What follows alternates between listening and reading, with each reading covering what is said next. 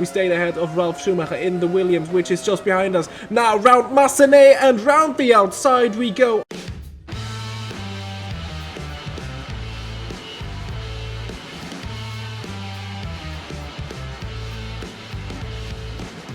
Welcome back to round 3 of the 1999 Heinz-Harald Frentzen F1 season in Automobilista 2, where today I have to put a few things right before we start. First, I said at the end of last episode that we'd be racing at Barcelona next week, which was wrong. As you can clearly see, we're in Monaco for this one. Secondly, a big shout out to the Immersion Modding Group and their fantastic 1999 F1 skin pack for Automobilista 2. I have linked it in the description even in the first 2 episodes, but I just want to point out again what a beautiful job they have done with this one, which of course also includes various different scenarios fitting to the real life 1999 season, like right now where Mika Salo is replacing the injured Ricardo Zonta at BAR, which I also forgot to mention at Imola.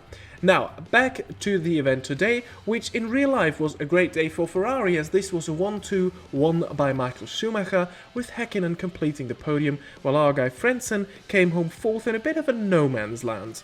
For us, the target is a bit more of a conservative one, as not only overtaking will be difficult around the streets of Monaco, but even finishing this race could be an issue. So I just aim for a points finish with an emphasis on finish, because these walls are so inviting to crash into here. As we take a look at the starting grid, we see a McLaren front row lockout with us as Frentzen starting 6th, just where he started this race in real life as well. And now, as you can see the rest of the grid, it is time to start the Grand Prix of Monaco 1999. Well, and here we are, waiting for the lights to go out to start our race around the streets of Monte Carlo, and away we go towards Saint-Devote. We are on the outside, which could be an opportunity. We were alongside Irvine going into turn 1. We have to stay behind for the moment, but at least we stayed ahead of Ralf Schumacher in the Williams, which is just behind us. Now round Massenet and round the outside we go of Eddie Irvine, and we take P5 off of him, and we even managed to pull ahead into the braking zone of Mirabeau, and now we are around the slowest part of the track. The Louv's hairpin, and now Portier, and through the tunnel we go. This here, if you get a good exit out of Portier and a good slipstream through the tunnel, this may be the only proper overtaking spot on this circuit. Right now, we were not close enough to Jacques Villeneuve ahead of us, who had a great Saturday as he qualified P4 in his BAR. Good qualifyings so far for them this season. They were always around the point scoring positions, but race 1, Ricardo Zonta did not manage to finish in the BAR. Very unreliable. And last time out at Imola, it was Jacques Villeneuve who in a promising position had to retire due to technical issues, and that is just the case as it was in real life. So again, what a good job the Immersion Modding Group have done reflecting this one. The VARs constantly not finishing, and at the moment Jacques Villeneuve is turning out to be a bit of a roadblock, so we need to make it past. And, well, I said the Nouvelle Chicane might be the only proper overtaking possibility, but in races in the past around this track in Automobilista 2, Mirabeau might also be one where I could overwhelm the AI. But for the moment, we're just chasing the Canadian, son of the great Gilles Villeneuve, as I let you enjoy the sounds of the V10 engines for now.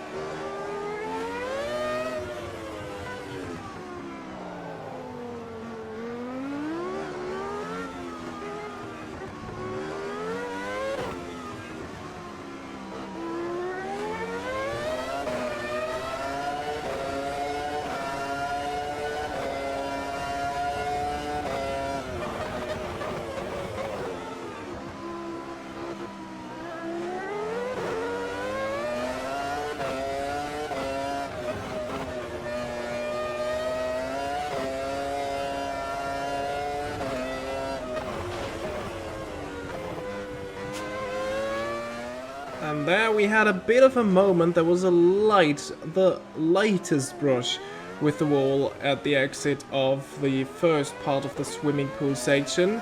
And then we missed the second part. One of the few corners where there is actually a bit of runoff, so you're not immediately into the wall. Actually, in this version of the track, back in the real 1999 event here, and the version of that track, there was a hard shoulder there, as we are trying a move into Mirabeau, just as I said, and we make it past the Villeneuve BAR and move up to P4. Now we can still see the back of Michael Schumacher. He just made it around Portier as we came down there. So a couple of seconds we are behind. For now, the most important part is to stay ahead of Jacques Villeneuve. But this was the kind of surprise move that you need to pull off around this track. But you've seen how quickly this could change. As again, I'm struggling of taking a bit more care through this section here to not crash out, because a bit of damage to the car and this could be game over. But for now we stay ahead of Villeneuve, and now I will be trying to pull away as we are starting lap 5 of this 39 lap event. Let's take a look at the start again, where we passed Eddie Irvine, so we got very close to the back of Villeneuve there. I tried it around the outside, but we got a good run up the hill, and then I think we just caught Irvine napping, saw a gap around the outside and just went for it, and then the street twists so that the next one is a right-hander, and there we then can move fully ahead into Mirabeau, and that was the first move that we have done this race.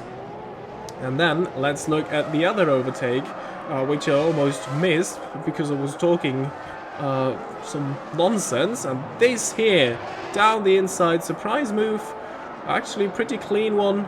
Villeneuve even made contact with the wall there. Don't know why he did that, because we left him plenty of room. As we rejoin my efforts to catch up to Michael Schumacher in lap 13. So not much happened. We built a gap to Villeneuve, but we actually didn't manage to get any closer to the Ferrari ahead. Even contrary, Schumacher pulled a couple of seconds away from us. So yeah, at the moment it is just about staying on track, trying to survive and make the strategy work, which could of course also be a factor in this race, as again I started with a full tank of fuel, which in this case will bring us much further past the halfway point. Around lap 25 is the prediction, so maybe by extending our stint we could gain a bit on those ahead if they have to stop earlier, especially considering that they might come out into some sort of traffic. Traffic will also be an issue later on, with cars being lapped around this very short circuit, but this is also something we need to worry about later. For now, it is about staying on track, which I absolutely do fail there as I slide into Rascals, lose the car, and then make contact with the wall. At least it is just ahead of the pit exit, so with the damaged car I now have to set things up so they actually fix the damage, which also costs me time, and then I need to put more fuel into the car. I think we might be at a point where we could even make it to the end with the full tank of fuel now. So we fuel our car up to the top again, change tires, and then with this stuff we need to make it to the end. The repairs, oh, they will take some time and I will skip through them, but the critical part is to stay on the lead lap, because if we stay on the lead lap and do not get lapped, we can catch up to all of them if there is a safety car. And so far we had a safety car in every race, and it is very close. As we make it out of the pits, we are last, we get blue flags.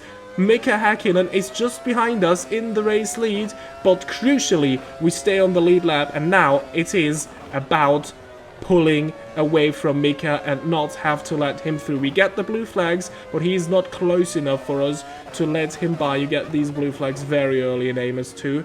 And now it is all about pulling away. And again, I will stay silent as I push as hard as I can through the streets of Monaco now.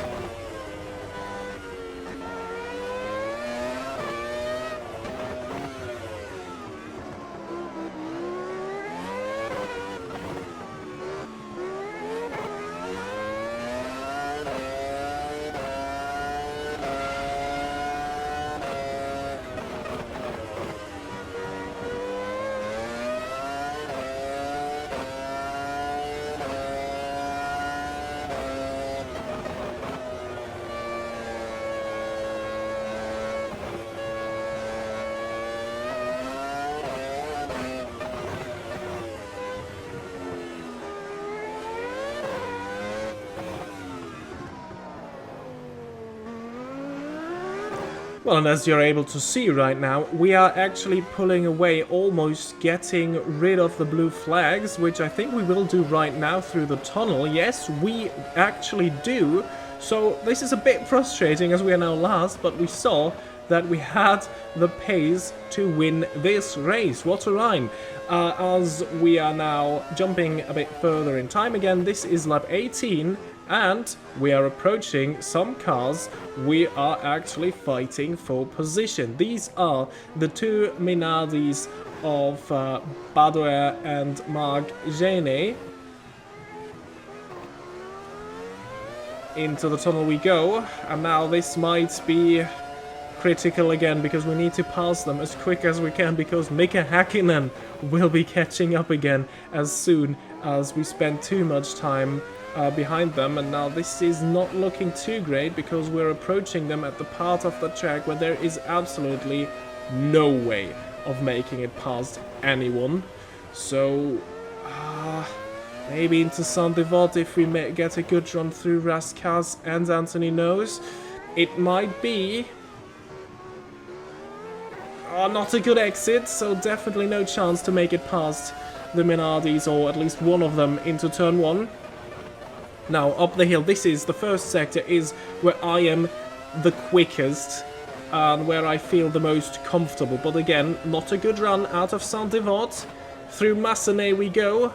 Past the casino. Oh, again, a bit of contact with the wall. No damage taken from that, as I got very ambitious there. And that cost me again into Mirabeau. There might have been an opportunity. Not with that mistake I made through Massenet. And now, round the outside of the Louvre's hairpin, we get blue flags again. Mika Häkkinen is there somehow. We pass Genet. And now into Portier. We send one down the inside of Badoer. And I think they were already trying to get out of the way for Häkkinen. So, well, we took advantage of that. But at least we're now up to P20 through Nouvelle Chicane again.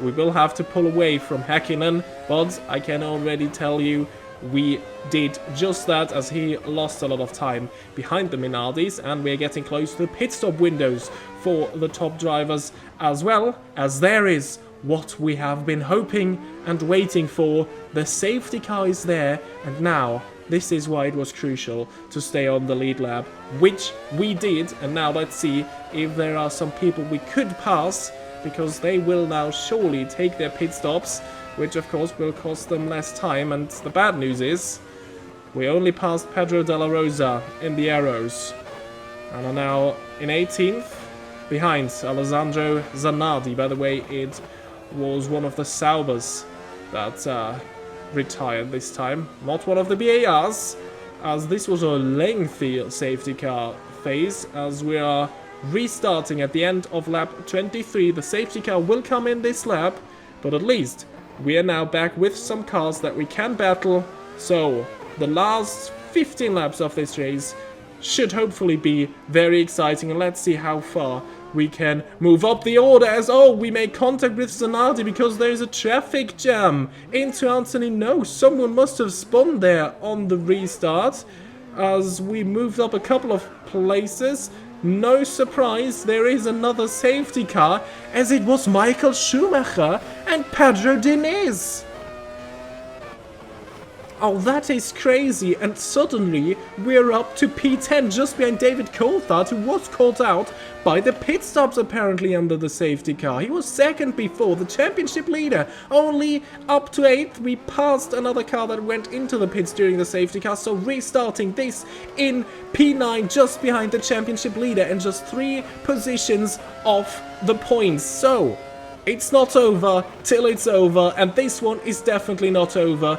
3 cars to pass to actually achieve our goal of finishing in the points this race. Now, let's see. The restart is already going. We are back to green flag racing, lap 27. So just 12 laps to go now from here into Mirabeau. We are kind of close to Coulthard, not close enough to send one down the inside. There's a Benetton ahead of him. And someone getting blue flags, I think. Oh, this is Mika Salo in the BAR, who needs to get out of the way of all other guys. So he was a lap down behind the safety car. No unlapping here, and back then behind the safety car as through the tunnel we go. We make it past, and I think there was a bit of contact, but and that is our race gone as we make heavy contact with the wall multiple times and with Salo again.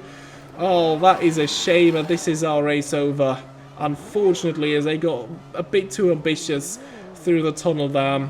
This is all my mistake. I take the full blame and accountability for this one, as we have to retire, unfortunately, from the Monaco Grand Prix. So let's look at the point scorers still for today, and this is actually some good news despite us retiring, as Mika Häkkinen becomes the 3rd race winner in 3 races ahead of Eddie Irvine, Michael Schumacher and David Coulthard without some points. We saw Schumacher spinning out and Coulthard only running in 8th behind for the 2nd restart, so no points for them. Instead, Jacques Villeneuve somehow finished on the podium with his BAR. He just parked it there in P3 and stayed there ever since. Ralf Schumacher scores more points for Williams. Damon Hill, our teammate, 2 points for Jordan still then, and Rubens Barrichello with the first points for Stewart.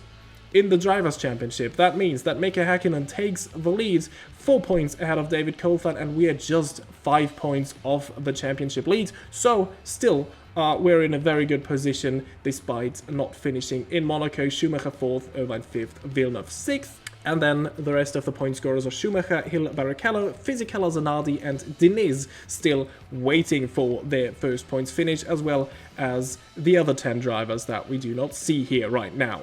And then Constructors' Championship, we have now 6 teams that have scored points. McLaren in the lead, 12 points ahead of Ferrari, and a further 3 points ahead of us in the Jordan team. BAR moves up to 4th with that sensational podium in only their 3rd race.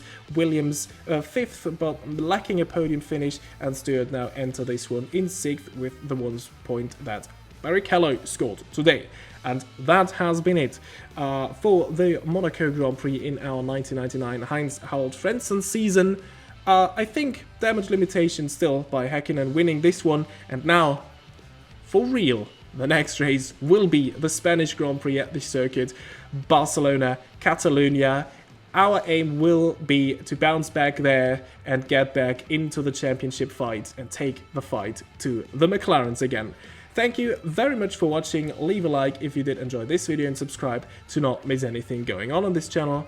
And I hope to see you all the next time. Until then, goodbye.